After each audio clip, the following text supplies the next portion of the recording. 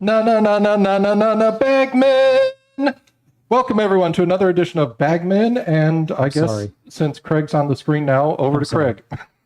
Go ahead, Stock. How was your week? How was your weekend? It's a Halloween weekend. My weekend was very busy. I raked leaves, spent 3 hours raking leaves, and I still feel it. I'm not a leaf raker. That sounds awful. I also have a blower. I'm not a leaf blower either. Did you get it in time for the truck to come by? I did. I really did. Hey, what a great service. It is. Yeah, that's awesome. Yeah, good job, Covington. Yeah, that sounds horrible, Stock, the whole leaf fiasco. Yes. And that after an easy week of teaching for me last week. All of my French classes, it doesn't happen always, but all 3 levels blended into movie time. So each level was watching their own movie. Oh, what are the movies? The movies. Don't leave us hanging. First year watches The Triplets of Belleville, about a grandmother who has to save her grandson from the French mafia. That won a bunch of awards, correct? It did. It's an amazing show. Yeah. And then Diabolique, which is, which is a black Diabolical? and white. Well, the devils, it's usually translated to. But it's about a wife and a mistress who are both abused by the husband. Good Lord. And so they create a plot to get rid of him. And then the body disappears. As one would do. Yep. Yeah. And then Jean de Florette for 3rd year. And what's that? It's about a city boy who inherits a country farm and kind of the culture shock that goes along with that. Oh, that's kind of neat. Yeah, it is. It's a good show. Yeah. Okay. How was your weekend? Oh, interesting. Yep. So holiday weekend, it's Halloween, had you not known. I'm sure you're getting your homemade costumes ready to run out tonight, 6 to 7:30 I think for the city, and then 6 to 8 for residential. And then Pastor Bob and Zach's church, the First Assembly, is doing something in the middle school gym called Light the Night, and that is 6:30 to 8:30? Yes. Correct me if I'm wrong. Yes, no, that's correct. Oh, I like this. And I saw them getting ready all day, going in and out, so. Oh, nice. So I saw Zach's costume. Is it great? I'll tell you when we're off air. Oh, no. Oh, no. Always a good time, though. Yes, Light the Night is fantastic. Bring the kids out. They have puppet shows. They've got games. They give out candy. They give out prizes. It's fantastic, and they do a great job. And it's a safe place to hang out. Yes, I'm Bob. just wondering this. Is Yes. Pastor Bob going to be a construction worker or an Indian? Bob the Builder. No, it would have to be a construction worker or Indian. Yeah, that's Based fair. on what Zach's wearing. Oh, no. Oh, no. Is there a song associated with this? There might be. I don't know. Oh, I geez. do not know. Zach's appropriating today, apparently. Bob the Builder would be funny. That would be amazing. Yes, tie it all together. Yeah. Mr. Sauer's here, or as Stock's mom knows me, Sasquatch. Wow, Yeah, I can't even say it. So that's my Halloween costume today. Go ahead and bring on our guest for today. Mr. Karrfalt's here with us. Hey, Mr. Karrfalt, how's it going? Yes, sir. He's here. The greatest of all time, 6th grade coach. I like it. That's your lower third. Yeah, I like to make that claim. I would too, right? Why not? That's coaching of any level is a lot of headaches. Yeah. So you can call yourself whatever you want to call yourself. Yep. So welcome to the show, Mr. Karrfalt. Let's see. Did I have anything for the rewind section? I don't know.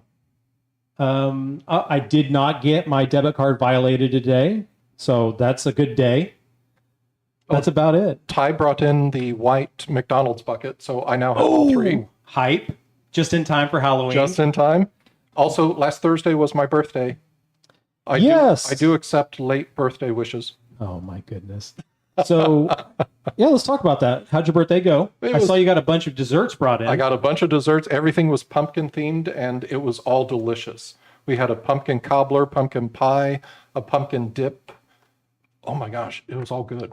Yeah, I hate pumpkin. I love pumpkin. I hate pumpkin. The only thing, Awful. the only bad part about it, for the pumpkin pie, there was no whipped cream. So. Oh, you're a whipped cream guy with the pumpkin pie? Okay. I'm actually more of a pumpkin pie guy with my whipped cream. Interesting. So you pumpkin spice everything? Not pumpkin spice. I think Okay. pumpkin is a much underused ingredient. Okay. Well, one time a year, right? I know, yeah. But it's Maybe delicious. even bleeding It really into is. Thanksgiving, but yeah. I make a mean pumpkin bread. Do you? I'm just saying. That sounds awful. It's a Forrest Gump of pumpkin. Exactly. Exactly. Where do you stand on pumpkin spice, Mr. Pumpkin Karrfalt? gumbo. Oh, that would be interesting. Where do you stand on the pumpkin spice?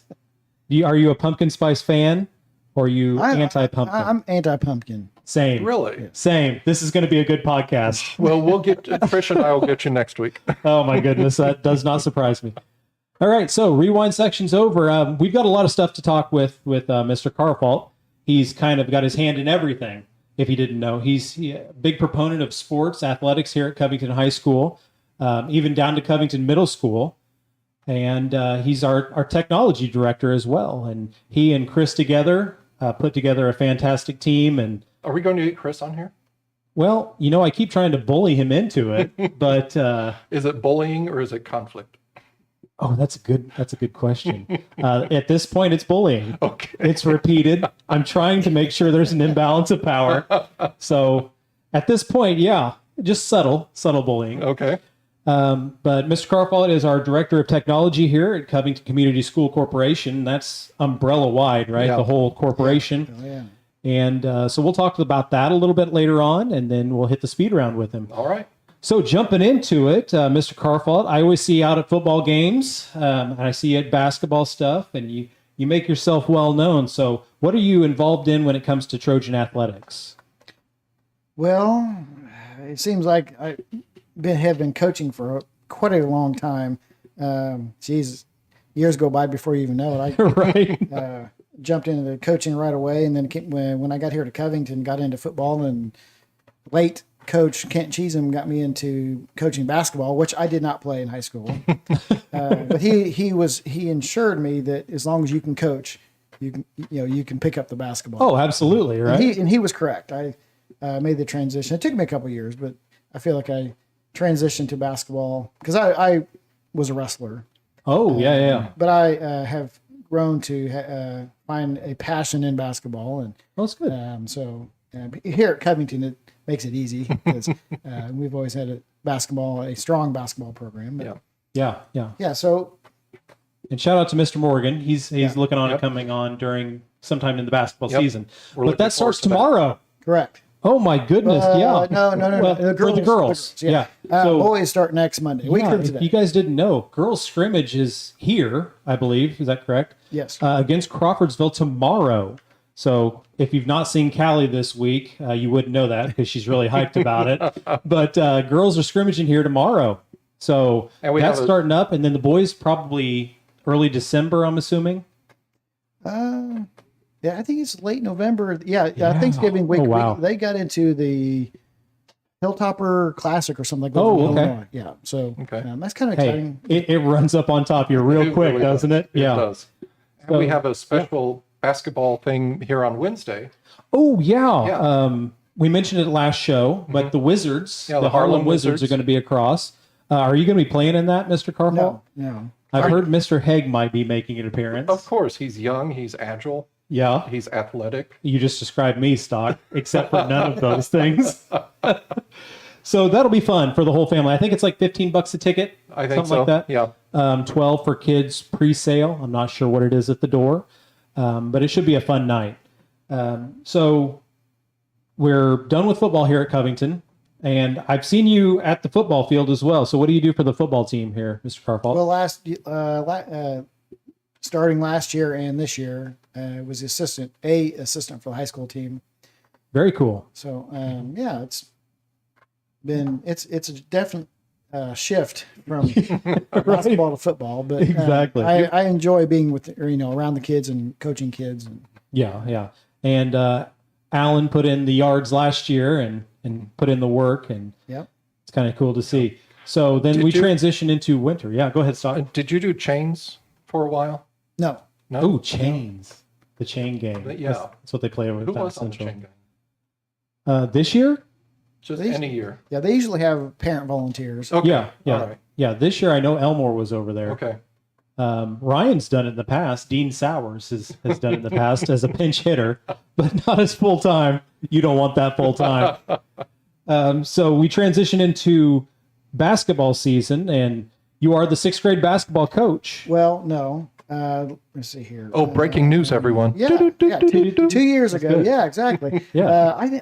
It seems like I did 6th grade basketball for 10 years. Oh, Blessed to have very, very good players, and of course they've graduated since. But yeah, that's a weird feeling, isn't yeah, it? but I graduated and was promoted to 7th grade. Oh, well, congratulations. Congrats. And Yeah. then last year, I must have done a great job in 7th grade, because the next year I was promoted to 8th grade. Look at this. Wow. And, Moving up. Yeah, and I didn't get fired, so Watch out, Mr. Morgan, right? so Next yeah, year it's Mr. Morgan freshman. didn't fire me, so I'm back again doing 8th grade this year. Oh, very exciting. Okay. So, yeah.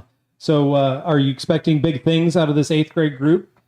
No, not big things, but very competitive things. Oh, good. I'm actually pretty excited. Right now, after a call out, our numbers are up. Like last year, we had Oh, four cool. 8th graders. Oh, yeah. I don't, we're not going to start the rant. No, that's a little later. If you want to save it, yeah. But anyways, a wonderful 4 dedicated boys last year, and Yeah. this year between the 7th to 8th grade and the call out, we had 30. Oh, my goodness. Which I like to say interested. They Yes. signed up. Yeah. They're interested. But when we get started, I'm going to think we'll have at least 20 between 7th and 8th grade, 20 kids. Okay. Oh, that's awesome. Yeah. Yeah, that's huge. So the kids being involved seems to be coming back a little bit, but it'd be nice to have just a few more. But yeah, great. it looks good. Oh, that's awesome. Well, you've seen these kids at every level then, 6th, 7th, and 8th grade. The middle school, that's a big year of change for kids, their development physically, mentally, socially. Yeah. How much change do you see from 6th grade to 8th grade? Oh yeah. I can tell you one thing that was abundantly clear to me this year. I had the 7th grade last year. Well, I had 8th grade last year, but the 7th graders who played last year, they were about to my chin, height wise. Now this year's 8th graders, I'm looking up at them. Now I did have Landon Hardy last year. He was taller than me already. It's 8th grader. Hey, height's a good I'm sorry, problem to have. not Landon Herzog. Herzog, yeah. Herzog, yeah. But one of the differences is definitely the height. I mean, it's amazing. I think it's just absolutely amazing how fast these kids grow between Yeah, them. pretty cool to see. It's kind of funny you asked that, because somebody at one point just said, because out of my 3 kids, hey, enjoy your kids because it goes fast. So I made it a goal of mine to try to slow everything down. And I figured out what they meant is it could, because once they hit 7th and 8th grade, overnight. Oh, that's crazy. 5-6 inches. Yeah. And that is where, because then you're like, what in the heck just happened? Right. But that's what's happened to me with the student athletes. So, they go, I have them in the wintertime, and a year later I come around and, they're turning to young men, and it's actually kind of fun to see that. Yeah, that's really transition. cool to see. Yeah. With Alan and Brian, your boys, when did they start shooting up? Brian's still yeah. shooting up. Yeah, he's getting big. Yeah. It's interesting. All 3 of my children didn't grow. I would say they were average. Alan was right on probably normal, but Brian has probably been the late bloomer. He's a junior this year. And, but as far as growing, I mean, he'll probably still be growing when he's out of high school. Not a whole lot more, but he's not the only like Neil Elmore is an example for me. He was like, I can't believe he grew a ton. Like I almost say after his sophomore year. It was his junior, senior year, he's really filled out. Yeah. Absolutely. So what do you think, Stock? Where do you stand on middle school sports? Have you gone out to middle school sports recently? Recently, no, Okay. but when Carrie was doing middle school volleyball, Oh yeah, I kept the clock for them. Yeah. The scoreboard. That's fun. Yeah. Makes for a fun time. Yeah. If you haven't seen it, Ryan and I, Dean Sowers and I, actually broadcast a middle school basketball game. It was a blast. It really was fun. So it's in our archives somewhere. So go back and check that out. And with middle schoolers, Sarah's a middle schooler now, Yeah, so that's true. we get to see a lot of middle school sports and little kids sports. So Where's Javi? Is he 4th or 5th grade? the 5th, he's heading this way. Yep, he's coming. Yeah. Yeah. Won't be long. Well, yeah. One thing I'll add on just before we move on from middle school sports, one thing that I've always said that's kind of unique, I think, with middle school. For whatever reason, Eric, I find myself enjoying the middle school kids, middle school age, more than any other grade. Really? Yes, I do, and people might think that sounds crazy. It does sound I think it sounds delusional. Yes. But what I have found is middle school kids love to have fun. Number one, they can be rambunctious without a doubt, but they definitely want to have fun and they want to win. But when they go to high school, the coolness factor sets in. Ooh, that's a good point. Like I'll be walking down the hall, and middle school kids are, hey, Coach Karrfalt. When I get in high school and season's over, I mean they'll walk right past you. Like, Oh yeah, head down, that guy? won't even acknowledge it. Yeah. And that's why I love the middle school kids a lot, the most probably because they haven't been, I like to say, corrupted yet. With that maturity. That's an interesting thought. Good point. Yeah, that's an interesting thought. So when it comes to middle school sports versus high school sports, because you've seen both levels, where do you think the investment comes in? Do you think that middle school kids are just playing that sport and that's what they love and school comes second? Or what's the balance look like middle school versus high school when it comes to sports versus, getting your grades in school? Well, I think grades should always come first. Yeah. I mean, and sometimes it's hard to agree with because we have a good kid or you want to have a solid team together. You always have those kids on the fringe with their grades and it's like, we want to kind of overlook it, but in the end, it almost always, when you look back, the grades are definitely important. Oh, yeah. Most important. You're not doing anybody any favors. Right. We don't have anybody that's going on in the NBA or, going to make a profession out of sports. How dare you? Yeah. Yeah, and that's what a lot of kids don't realize is that the percentage of kids that make it to college versus pro is so small. I will say that honestly, when it comes to when I look at sports, athletics from a student standpoint, the most important I would love to tell any parents this based on my experience, the most important thing with athletics is the soft skills they learn, which is 100%. I mean, the work ethic, learning how to be a team player. There's so many skills that they will learn and carry on out of high school that I wouldn't say very, but I find it crucial that kids find a way to play or to engage in extracurricular activities because there's so many other skills that you can learn other than just winning and losing. Oh, absolutely. But can I ask you this, John? I see kids who are athletes who work hard in the sport and they're dedicated, they have a goal, but then when they come to the classroom, that skill of setting a goal and working for it, it doesn't transfer into the classroom. Oh, okay. Have you ever seen that? Yeah. It kind of surprises me, and I don't know. I'm sure there's some dynamics here that would explain why, but it kind of surprises me that when kids they don't do their work like at all. Mm-hmm. They just incompletes, and I'm like, Yeah. And I'm like, what's going on that why they can't do their work, but yet you can be there for a game. But yeah, that's a good question. Like I said, there's a lot of other dynamics that happen, but believe me, I know that coaches we try to promote as much as possible to get those grades in, and absolutely. I used to have, I don't know, sometimes you do things differently each year based on the type of kids you have and the groups you have. I remember one year we used to clap for the kids who made the honor roll. That's cool. Yeah, and I was trying to get the kids to understand that there is the goal to make the honor roll is and that is a pretty neat achievement. That's awesome. I know I made it one time. But I tried. I have to admit, I tried hard. Hey, there you go. I was able to make it, and I was very proud of myself. Yeah. But outside of that, I understand you do. Most kids have to put a lot of effort, and that's not, it's easy for some kids, but for the most part, it takes effort, and you have to be dedicated to it, but to make the honor roll. But anyways, if there was a trick or a magic word or wand or whatever to get kids to take their work a little more serious, that would be, I think everybody would want that. Yeah. That's the most frustrating part to me is the incompletes. Yeah. You can deal with a kid who's putting the effort in, maybe they're not getting the grade. But the frustrating part is the kids that can do it, and they've shown you before that they can do it, they're just not turning stuff in. Yeah. There's nothing more frustrating than that, at least to me. Stock, you're in the same boat? I am. It's tough. I will usually give kids like the last 5 minutes of class to start an assignment. Oh, absolutely. So if they have a question, they still have time to ask me. Yeah.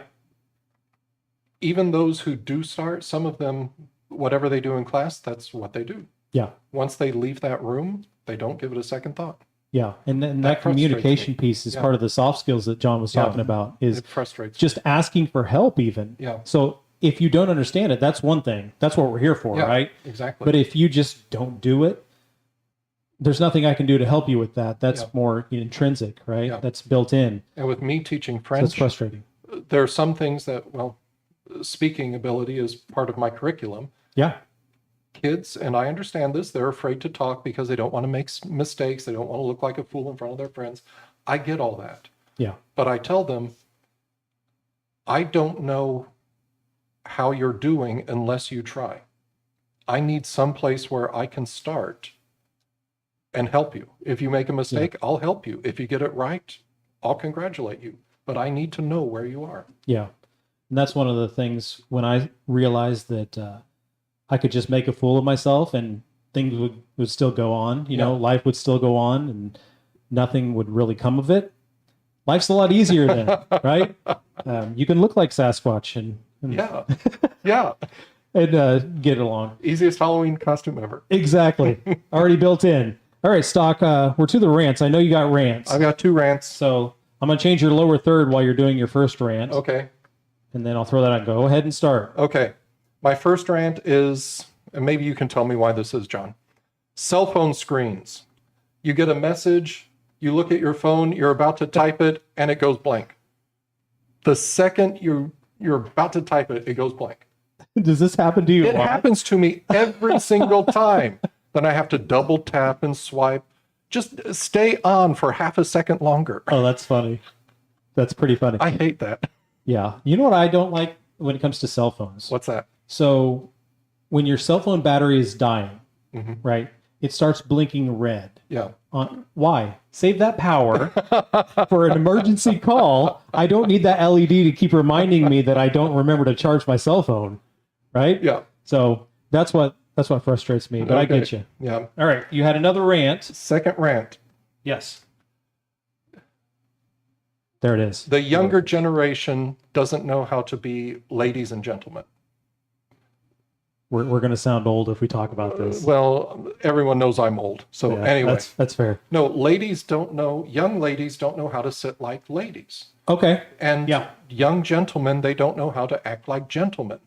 And one of the biggest things I see with the gentlemen, I'm just going to focus on this right now, is the hats and the hoods.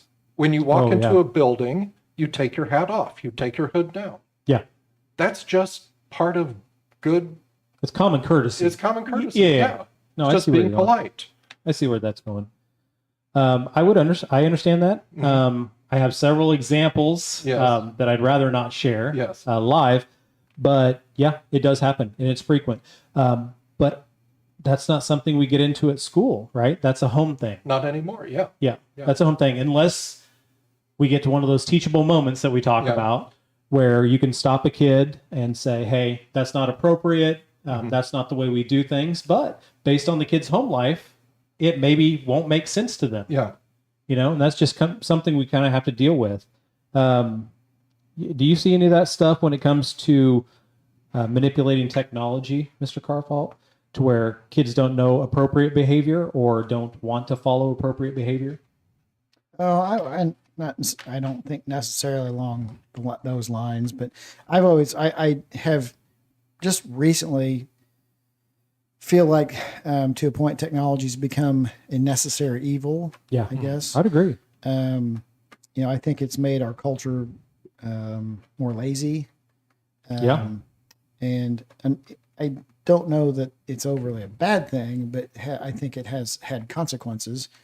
But yeah, I agree with Eric that it is somewhat disappointing at times to see kids with lack of mannerisms, I guess. Yeah. And I always remember back when I was in college, I was in a fraternity and we had an event where all of us went to, and we sat down, went into a room, and it was how to eat with your proper utensils. Oh, yeah. How do you use a napkin? And I was kind of amazed at the protocols as far as what would be There's a lot to considered. know, Yeah, yeah. what would be considered as formal eating. Yeah. Oh, absolutely. But I've always, along the lines of your rant, I've always in the back of my head, I'm thinking, well, why? It seems like we kind of need to do that with students sometimes. Let them know what is proper. It may not, it could very well be they just don't know. And Honestly, it's not that they're doing it on purpose, which I'm sure there are some. But, There always are. yeah, but they just may not know. We're so busy in our lives anymore, and both mom and dad's work most of the time, and some things kind of get lost in the mix sometimes. And so That's fair. we could find a way again, find Yeah, that well, magic wand there. It's also frustrating that there are some kids I've told every morning in the cafeteria, please take your hat off, please take your hat off, please Yeah. take your hat off. Yeah. And it's every single day. Well, it's only take your hat off until you see stock.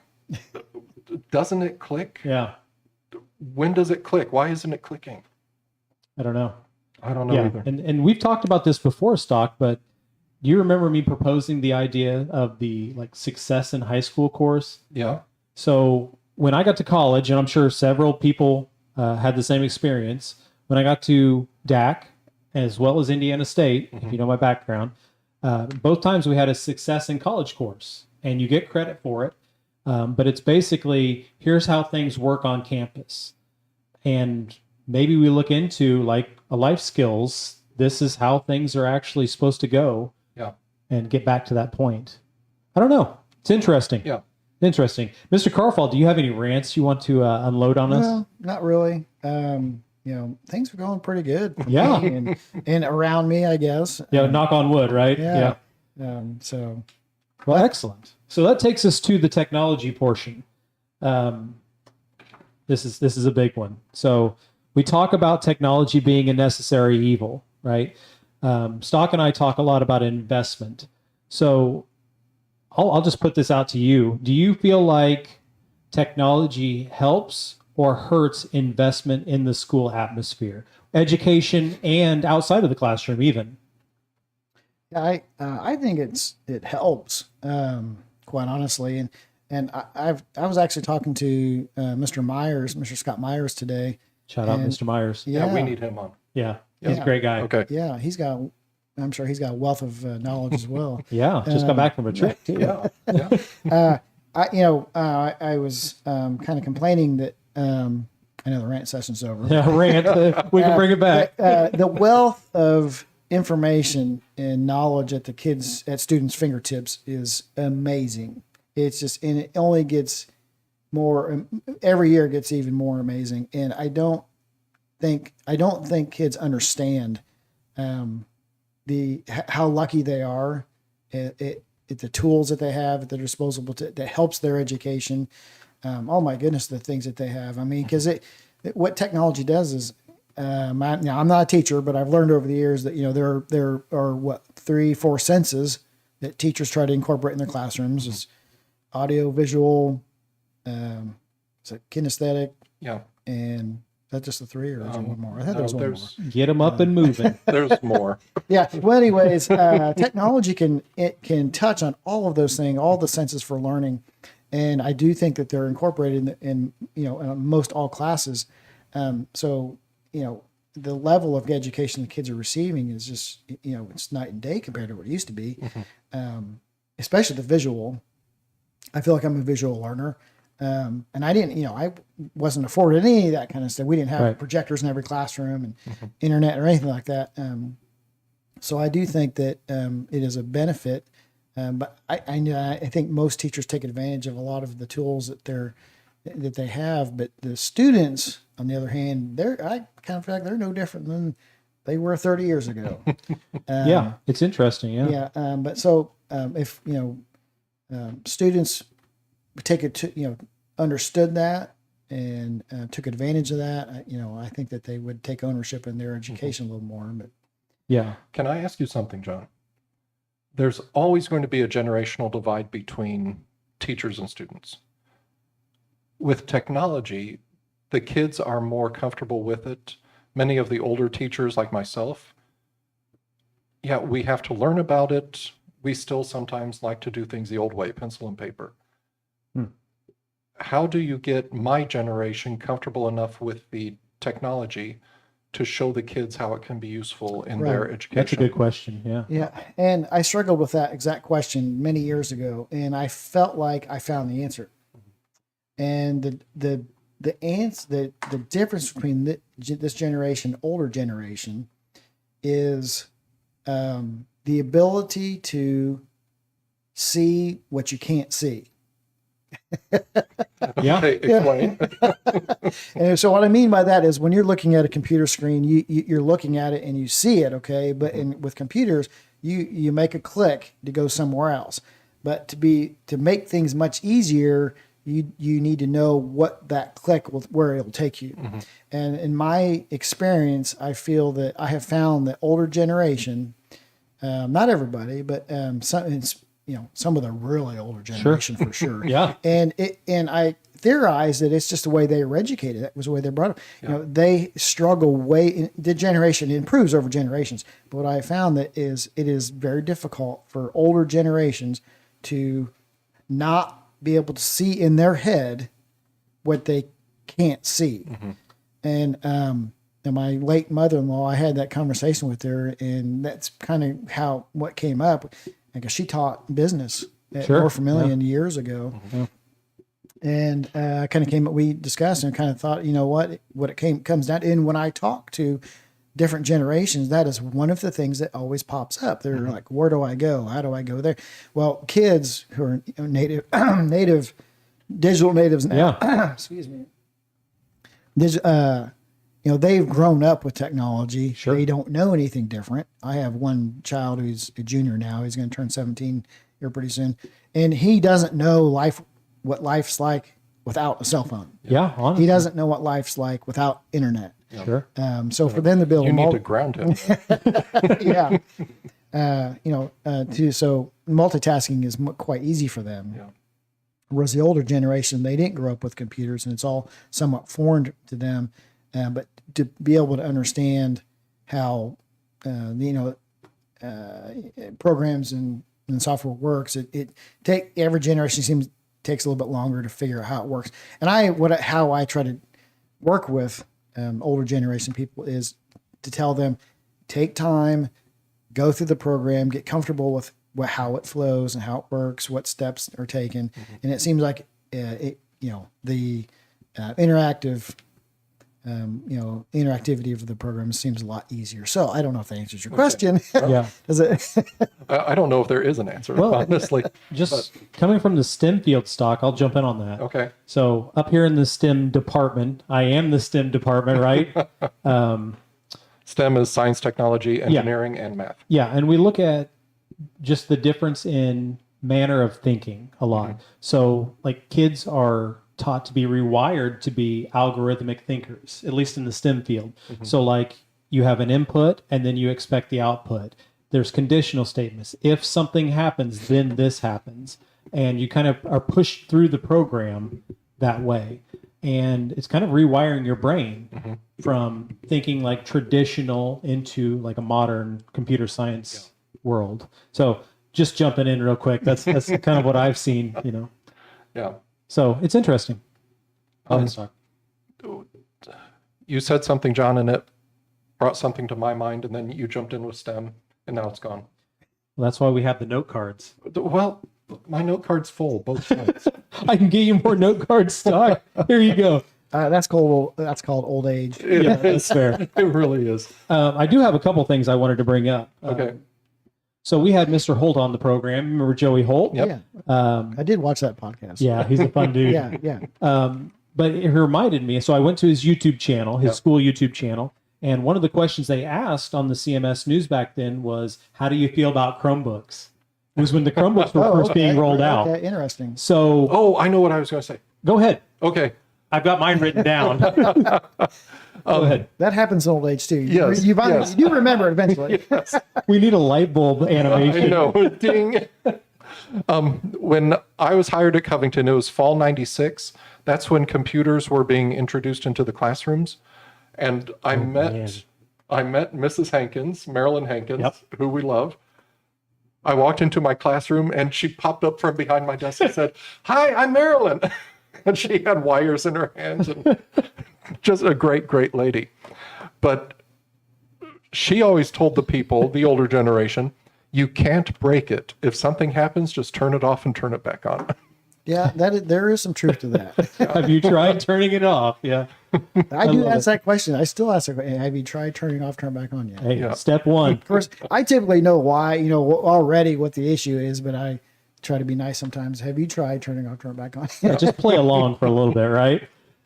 So my question was, we saw the CMS News, and they were talking about the rollout of Chromebooks and what it allowed kids to do versus, what they couldn't do before. So with the advantage of hindsight, how do you think Chromebooks have played out here at Covington? Well, I think it's been, if I had to rate it, it would definitely be positive for sure. When we first started our one-to-one program, I took, it was probably a whole day, or almost a couple days trying to determine whether we would go with a Windows laptop. Oh yeah, I remember that. With an iPad, Yeah. which was, like a Mac, a Sure. tablet, or with what was fairly new was this Chromebook. Yeah. And I was bent on making Windows laptop work. Yeah, the We actually- Surface laptop We line. actually did a pilot classroom with Windows with I Windows. remember laptops. that in the middle school, right? No, it was a high Well, school. there was a Kent cart Cheesham's or class. something as well. There was a cart for Oh, okay. Could Yeah, be- yeah. iPads, wasn't there? Oh, or yeah. Macs. You had I don't the white remember having Macs. Macs. No, there was a cart of white. Okay. MacBooks. Yes. Okay. That Yeah. could have been. Yeah. Yeah. Well, a long time ago. I know it's reaching back right now, right? I still have But one at home, Chromebooks, John. yeah. So, anyways, I did quite a bit of research and trying to I wanted Windows laptops to work. Yeah. And there were You got the Surface for the administrators. I know Kirk Boo, he lent me his for a weekend. For a weekend to see how I liked it. Okay. That's a good product too. And because the way I was looking at it is what would the kids what would students benefit for most after they graduated? Well, Microsoft Office I thought was important to learn, and at the time Chromebooks Right. couldn't run Microsoft Office. So, but when I looked at everything on the Surface and I put side by side the specifications, at almost every criteria, the Chromebook was ahead.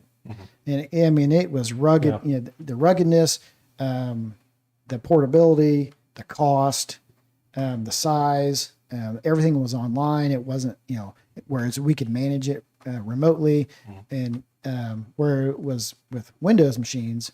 And then of course they had Chrome, Google Docs. Oh, yeah. Spreadsheet. And, Heck yeah. and quite honestly, I had to tell myself, well, it's not that it's Microsoft Office. It's that how do you use a Word document? How do you do a spreadsheet? How do you make a presentation? Honestly, when it comes down to high school kids, it doesn't matter how good the program is. It's a matter of fact. It's a matter of whether they can do that or not. Yeah. It doesn't matter. That's interesting. Yeah. So it's the skill versus the tool. Right. Correct. Yeah. Yeah. So when it came down to it, it was like, well, okay, it was going to be $500 for a laptop and $200 for a Chromebook, and how are we going to spread that cost off to parents and over 3 years and Chromebook? So I would have to say I kind of rolled the dice a little bit, and we said I think Mr. Boo was here at the time, Mr. Kirk Boog, and I went to him and said, well, I think this is what my recommendation is, and I think we need to kind of go with this, and he was like, okay. We had one. Write it down, right? We actually had a 1-to-1 committee, and we did a lot of work, and we eventually had the school board approve a lot of the things that we put in place. But yeah, that's how we went with Chromebooks, and we've just stuck with it ever since. I will say, it's funny. I went to I looked at iPads, Apple, right? Sure. We took his Mr. Steve Reynolds when he was the principal at the time. It was he, myself, and I think there were 2 other teachers. I can't remember who they were at the time, but we actually went up to Chicago to an Apple conference, Apple workshop, and how to use iPads, how to integrate them in the schools. And I thought, I felt like it was a dog and pony show. It was. I'm like, they're like, and their claim. I'm sitting there and listening to them. And at one point, they had made a comment that, because there were touchpads, right? Sure. Keyboards. Like, in the future, within 10 years or so, keyboards will be non-existent.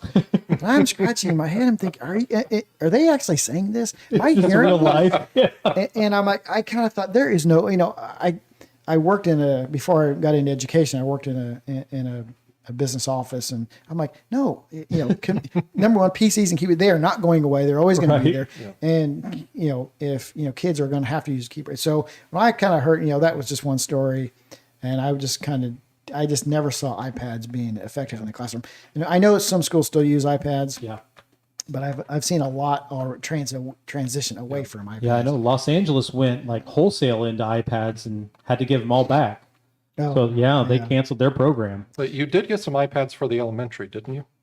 Yes. Now, hey, I will say, I don't want to knock iPads too much. There are some areas that they're extremely effective with, and elementary, where special ed and they're great for there. In fact, we have quite a few here for our special ed students. And the lower end grades for elementary, where a lot of things are visual and touch. Sure. The iPads are perfect. Yeah, they were really pushing the augmented reality a few years back as well.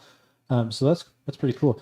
That brings me to the point, not a question or anything, but Mr. Karrfalt was instrumental in upgrading my computer lab. So if you guys haven't had a chance to peek your head in my room yet, we have a new computer lab up here. And it's everything we could have wished for. It allows our kids. Is it everything you wish for? Oh, it is. It's awesome. So it allows our kids to be super efficient in building programs. We don't have to wait on 1 or 2 computers. It's just been awesome. So thank you for all of that, Mr. Karrfalt. I know you put a lot of work behind the scenes getting that ready, getting that together. So I wanted to thank you. I'm just glad it's working. Oh, it's awesome. It's awesome. Esports tomorrow night, by the way. So John does a really good job, I think, keeping the teacher computers up to date, recognizing when it's time for a new one. Sure. Our printers, I broke the little handle thing on my printer. I don't know if you know that. You just found out. You did what? Exactly. How dare you? But you always, I won't say always because I've only known you for 15 years or so. It seems to me that you put people first, and I think that's important, especially in education. Yeah, that's awesome. That brings me to my question. Well, thank you. You can tell me what you really think later. Okay, I will. When we're not on air. Yeah. Or tell to Mr. Savage. So I wanted to, exactly. What would be your big wish list, tech-wise, for integration here at the school now in the future? And then how do you balance that between like realistic money amounts, like how much funding we have for that stuff versus what you want? Right. Yeah, I will have to say my response to that is I would say thankfully to the school, our Covington School Board, and they've been extremely supportive of technology. And Chris Houck and I have actually been able to complete a lot of our wish lists already. I feel extremely proud of Chris and my work, in that being able to put in equipment and tools. I would say current and up to date tool, educational tools, and like for instance your computer lab. I mean, and it's really made things a lot more efficient. So if I had to pick one thing, a wish list. Boy, that'd be really tough. Yeah. There's some cool stuff out there. Yeah. I would say bigger Chromebooks. Ooh, we just okay. have 11.5-inch Chromebooks. Yeah. And if we could get something with a screen that was a little bigger. Now, of course, that would come with a cost. Sure. But we have standardized on Dell Chromebooks, and unfortunately, they don't make bigger screens. Yeah, by the way, Dell Chromebooks they're almost indestructible. I mean, Yeah, we've had a really good experience with yeah, those. Yeah. I really like them. And Do Dell. you want me to give my Dell rant? Oh, you've got a Dell rant? I've got a Dell rant. Is it because of the dude from the commercials? No. Dude, you're getting a Dell. No. What's your My Dell? first Dell was amazing. My second Dell, I feel they lied to me during the You were bamboozled. I was. They lied to me during the make it process. When it came, it wasn't what I needed. It didn't have the things that I needed. And when I called them up to tell them this isn't what I wanted. Oh, also it came with a big long woman's hair, not racist or anything. A big long woman's hair caught in the casing. I mean, it just was a piece of junk. Did you DNA test it? And then it was all USB hookups. Sure. So USB mouse and keyboard. Oh, yeah. That stopped working. So I called them for help. Well, you need to press F4, F5, whatever it was. I can't. The keyboard's not working. Well, when you restart it, make sure you press F5. I can't. The keyboard's not working. So they stole $900 from me. Oh my goodness. How long Yes. ago was this? This was like, gosh, 15 years. I don't know. Oh, I was going to say, Yeah, you would it have was- really it wasn't dated yourself recently. had you said they were PS2 mouse and keyboard instead of USB. That's interesting. No, though. but I didn't know I that, was yeah. not happy, and it has soured You're still me on not Dell. happy. No, it soured me on Dell. It really did. So going to a bigger But screen. I'm happy that you like Dell, John. Yeah. Well, they've been great for us. Yeah. Yeah. Well, Going it to a would bigger be- screen, would you rather stay with Dell the way it is, or what are the bigger screens? HP has a bigger Yeah, screen, I believe. yeah. Acer. Well, And are you thinking just larger screen, or do you want touch screen for students? Ooh. well, I'd love touchscreen too. However, when you break a touchscreen, you have to almost replace the whole thing. you're out of luck. The whole top panel. Whereas when it's non-touch, it's way easier to replace a broken screen. Which Yeah, you've had a pretty good experience being able to repair people's Chromebooks, haven't you? oh yeah, Yeah. they're fairly straightforward to repair. But what was your question? I don't think I had one. I don't know. Yeah, The Robin outfit's getting to him. Dell. Yeah, well, I will tell you, we tried Acers. I remember that, yeah. Beginning with, and boy, they just were not manufactured as good. Yeah. And we, Mr. Houck and I, we just were almost pulled all of our hair out. And thankfully I still have some left. A gorgeous head of And hair we still. said, we have got to try something else. We went to Dell's and we haven't looked back. Yeah, those Dells seems like built for education. They're a little thicker, a little chunkier, but man, you can kind of drop them and still have them function. It's kind of nice. Anything else you want to ask, Stock, before we move to the speed round? I do not think so. Okay, speed round time. We got 5 questions we're going to ask Mr. Karrfalt. See how he responds to our word cloud question here in a second. Oh, okay. So, question number 1. How did you get to CHS? And Stock wanted to add to that. You wanted to add, how did you get into education as well? Okay. Yeah. So- well, part of it, I can answer both questions. Let's at the hear same it. time. I amaze myself how I got here. Honestly, I always say it's amazing where the wind blows you. Yeah. And so how I got here was I'm a native of Noblesville, Indiana. I wasn't born there, but I moved there when I was 3 months old, and so anyways, I was raised there in Noblesville, and my family's still there. So I went to Indiana State out of high school and met my lovely future wife there. And so out of college, I got a job in what I felt was my dream job. I always wanted to work in one of those tall buildings that had nothing but glass windows, right? And it was at Keystone. I worked in one of those tall buildings. You drive by Keystone. I actually landed a job there. And Allison, my wife, happened to be working at Fountain Central, and we were engaged. It's like, okay, well, how are we going to make this work, right? And so we had made an idea. We'd live in Lebanon, halfway between. Well, Okay. in the process, the company shut down, so I had to get a new job. And so I had like a 3-month severance, and that ran out, and I'm still trying to find a job. And well, nothing came about, so we were engaged. I'm like, well, heck with this. I went over to Danville, Illinois, and went to a temporary agency, and they said, well, take some typing. How many words can you type in a minute, and a couple of other tests. And so I did all those, and they're like, well, when can you work? And I said, well, when do you need me? And they said, well, how about in 3 days? Oh, okay. Clapped my hands. I was like, yes, put me, whatever it is, just sign me up. And so I went back to Nobles. I was living with my brothers at the time because my parents had moved to Michigan, but I got a U-Haul, a trailer, and I packed everything up, and I was getting ready to head on down the road, and my older brother said, where are you going? I said, I'm moving to Covington.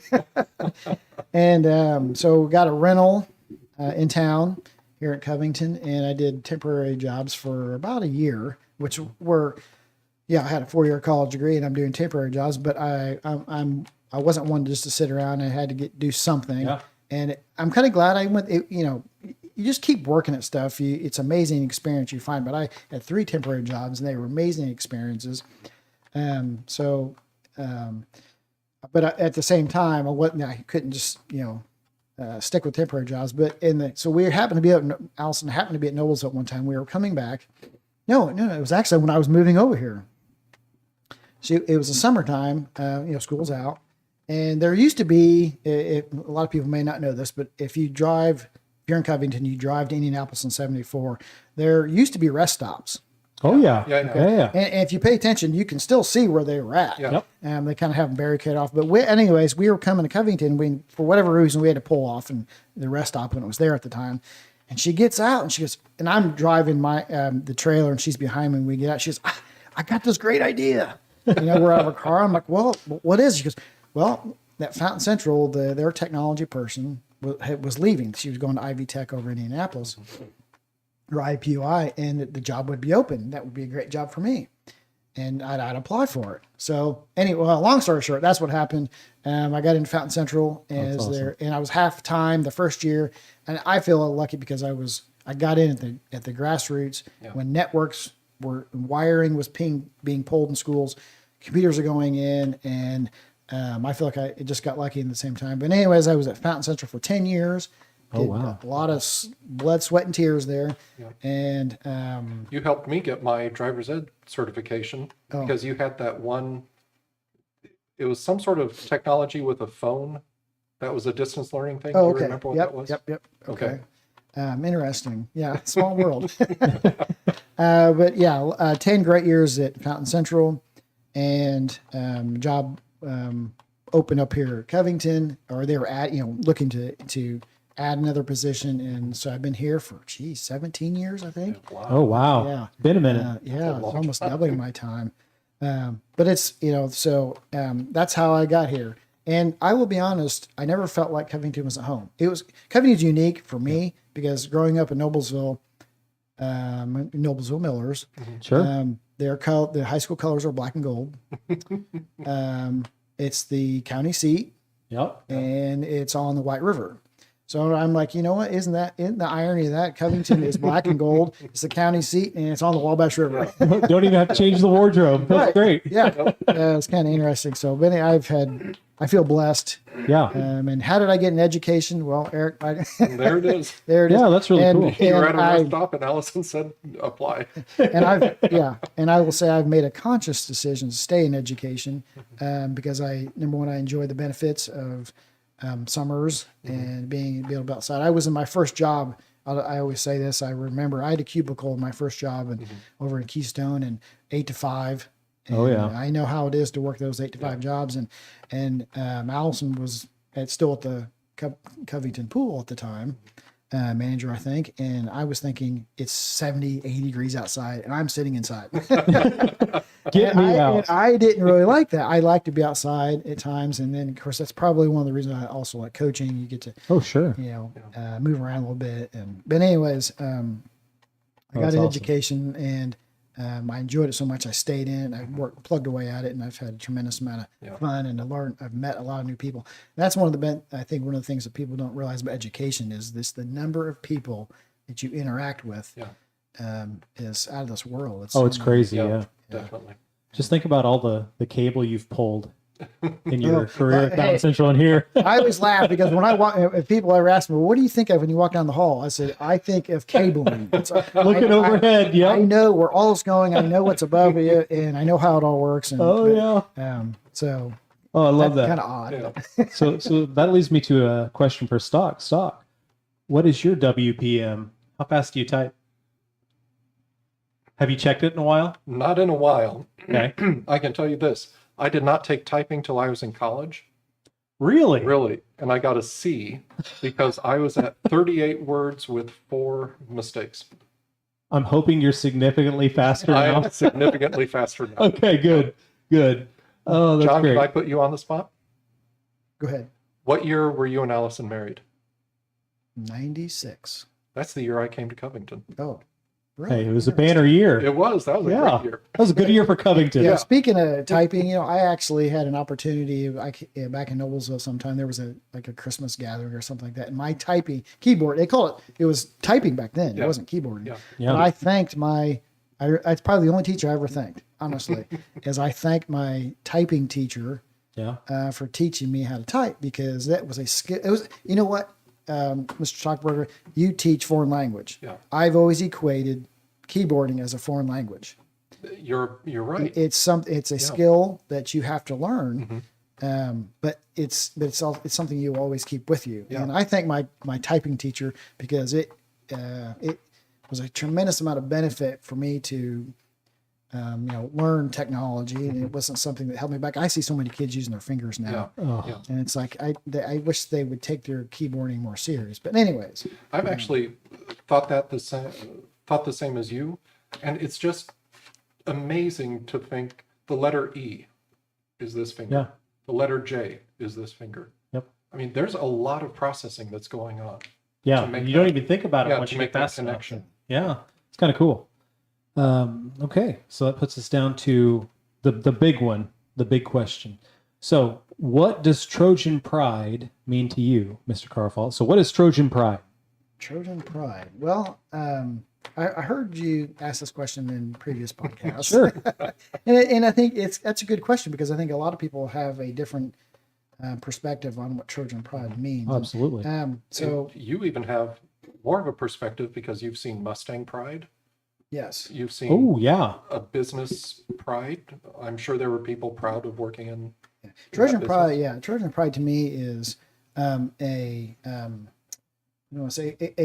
see it as from an athletic perspective. It doesn't have to be, but that's just where my experience is what from an athletic perspective. But Trojan pride is it kind of sums up the success and the hard work that student athletes put in, and that whatever they achieve, it doesn't matter. You don't have to win. In my opinion, I did middle school wrestling one time. You can't win them all. Yeah. The amount of effort you put in that is Trojan pride right there.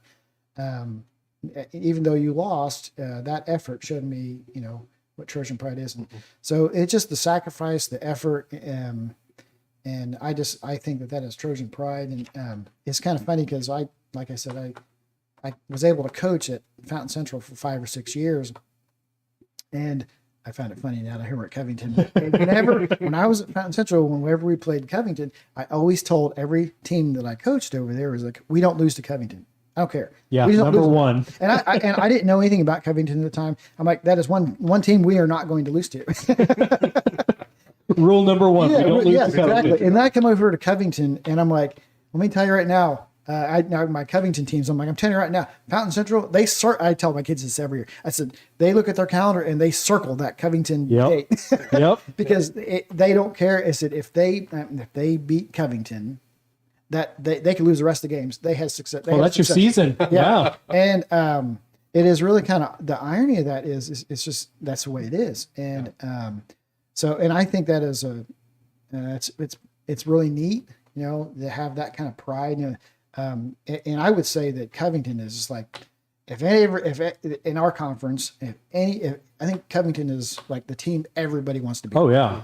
And Circle it. I kind of find it funny because I don't really know why that is. But I tell my kids, my teams, I'm telling you right now, if we lose this game, be prepared because the other team, they're going to hoop and holler. Oh yeah. You'll never hear the end of it. Yeah. Because it's I think Covington has had such great Trojan pride. I mean, you come here like in basketball games, for instance, or really kind of any sport. I mean, you got great student, support. Oh yeah. Yeah. The crazies. Yeah. Yeah, we've had a lot of really successful years, and it's kind of fun to be part of that. But anyways, the Trojan pride is being part of that effort that and and I see a lot. I've worked with a lot of really really good kids that put a lot of really really hard effort into things, and that kind of sums up that Trojan pride, that effort. Yeah, and that idea of circling the calendar for playing Covington. Yeah. Covington Fountain Central is always a rivalry. Covington Attica has been a rivalry in the past couple of years. Yeah. Do you think it's a bigger thing now that kids?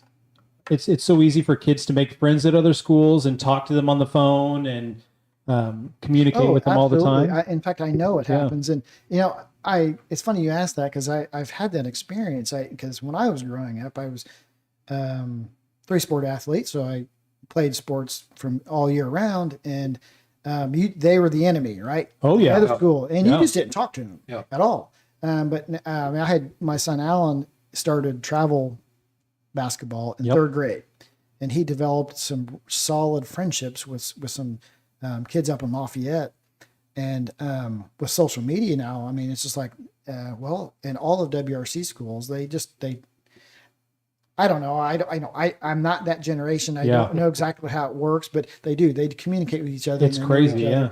And and honestly, I think it's a positive thing. I do think they have good relationships. Where as compared to when we were back in school, it was like, how dare we don't talk to them.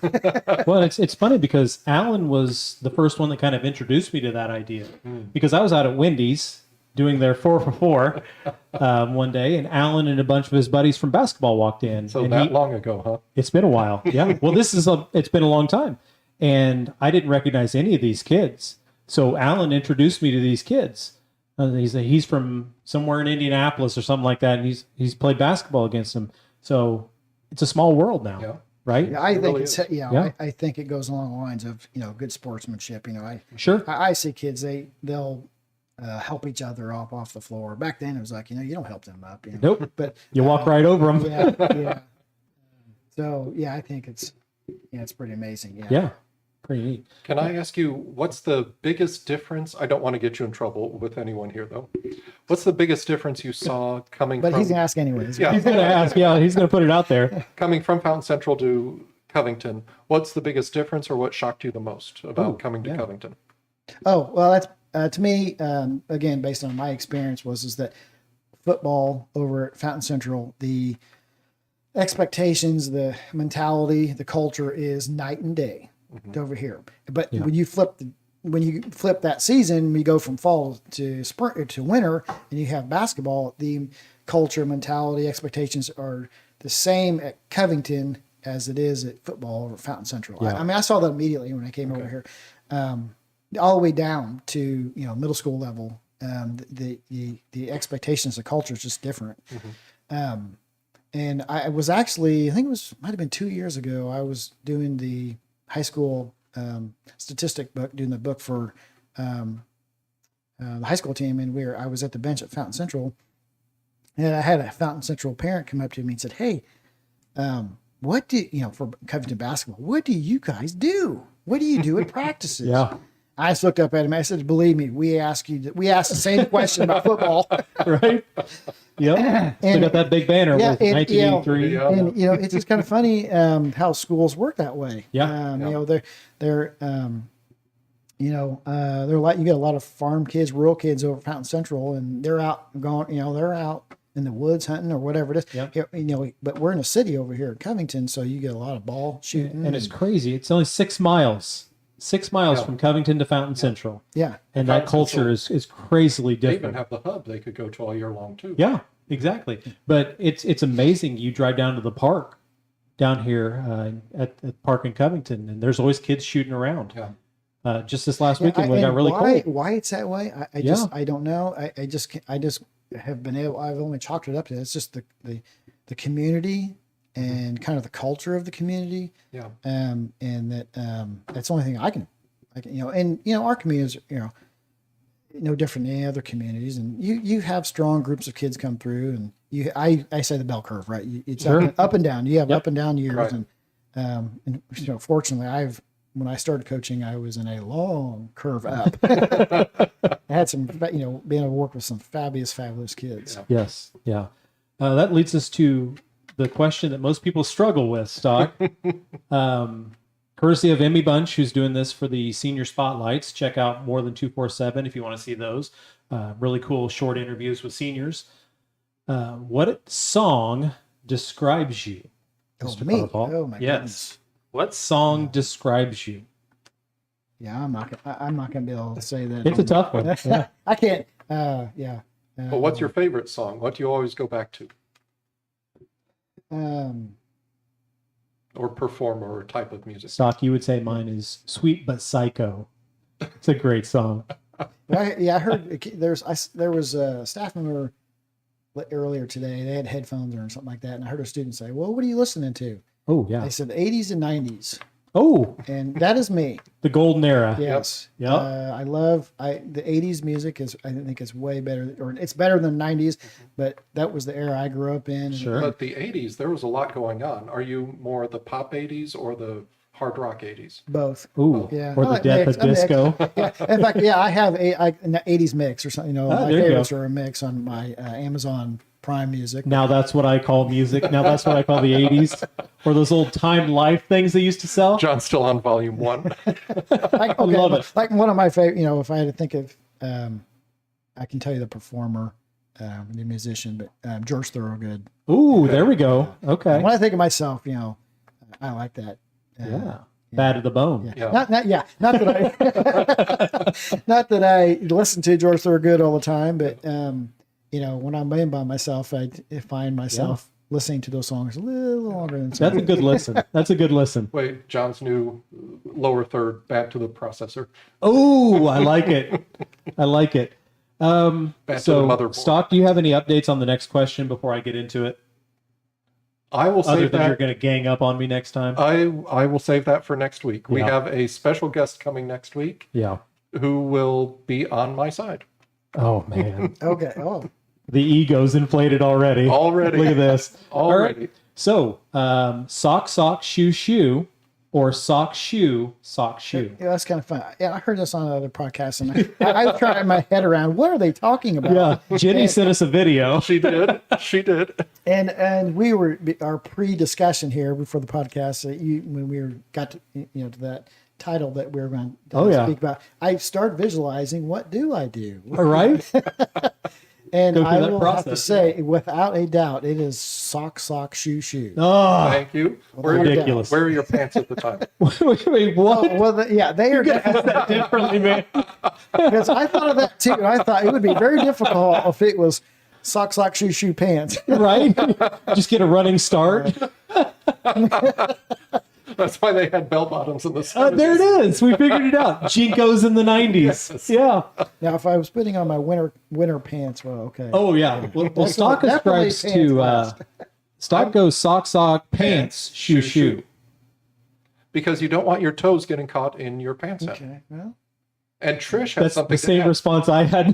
Trish has something to add, and she's brilliant. Oh, no. Yes, it's Oh, no. good. Trish, well, yeah, I do. Trish, be here now. Yeah, I do. Yeah, I do sock, pants, shoe, shoe. Oh, my goodness. Okay. Buying into the stock philosophy. No, it's a good philosophy. Oh, my goodness. It'll be a What is religion. wrong? It'll be a religion by next week. World's burning down. Holy moly. All right. Our last question in the speed round, our last question for the podcast today. Okay. What would you like your legacy at CHS to be? Well, I have two legacies that when I someday either walk away or retire, Or dragged away? yeah, exactly, or if nobody likes me anymore, just pout and walk away. Two legacies that if I walk away, I would feel blessed that I was able to leave was one would be graduates in being proficient in technology. Ooh, okay. Now, and I say that because when we were doing one-to-one at one time, one of the things that caught my attention for one, but really kind of lit a fire under me was that a student had made a comment who went to IU at the time. I don't know the student's name, but I heard a teacher say this, but the student had came back from IU and said that they were not prepared for using technology at IU. And that, of course, in my position, that really kind of stuck with me because I'm like, I'm in a position to help that. Sure. And what could I do? So I made it my goal to want to make sure all graduates at Covington are proficient in technology when they leave here, because it is something that is going to be needed. And if it's not needed, it will be. It's amazing the light speed of how things are moving as far as embracing technology. Even here at the school, it's like we add something every year. But I know that businesses in particular are transforming and embracing technology, very, very fast. When we went through COVID, we had that distance learning. Yeah. And in some businesses have embraced that and haven't looked back. But if graduates were proficient in technology when they leave here, that's why I made a comment. It bothers me that students don't know how to keyboard proficiently. Same. That is a skill that they will. In the programs they have to make keyboarding so much easier, it just blows me away. They don't take advantage of it. But anyways, if they could be proficient, that and you mentioned you kind of touched on this earlier, and Chris, how he could vouch for me, he could back me up on this. I have a philosophy for my position in that the teachers come first. Actually, staff members come first. If there's ever an issue, it becomes a priority because teachers have to be, in working in their classrooms, everything has to be efficient. And one of the things that slow you down the fastest is something technologically not working. Yeah. And so, one of the things that I would like to leave as a legacy is whoever replaces that keeps that same philosophy. That teachers are first, and if there's something that needs fixed, it becomes a priority. And I don't know, maybe you see that a little bit. Yeah. In fact, it's such a priority for us. And now I'm lucky we're at a small school corporation, but we had tried a ticket system, online ticket system. I remember. Yeah. And if you have a problem, you got to fill out this Oh yeah. the work ticket online, and we found that we were way more efficient, way more reactive to emails. Yeah. Sure. And if things are designed right and we have the right tools in the right place, it should just work. Yeah. And so Chris and I, we pride ourselves on taking care of staff members, and so my two legacies. There it is. Student proficiency and leaving a level of efficient support. Yeah. Support level. Yeah. I know I've had many times I've taken a screenshot and emailed you, this isn't working, what do I do? Help me now. Yeah, 5 minutes later I get this response. Make sure you click that button.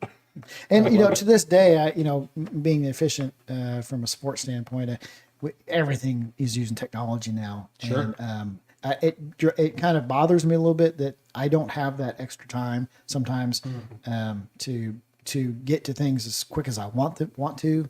But that's to a point. That's just I can't. What's just going to happen? Yeah. Yeah. There's only one of you. Yeah. Yeah, Do you ever get frustrated or upset by teachers who, like me, ask you, I can't figure this out. What do I do? Oh, no, Okay. not really. No. Do I get aggravated sometimes? Probably. Just at you, not about technology stock. Yeah, probably. It probably goes along with anybody else. Exactly. Well, it was recently, just this past 9 weeks. I forget what the issue was. Must have been important. No, Yeah. I have to apologize because I feel I was rude to you. I just barged in and said, I can't figure this out. Help me. Oh, yeah. That's. I always feel that's why I like to leave my door open. It's open door policy. I have I guess if anybody's listening to our podcast, hello out there.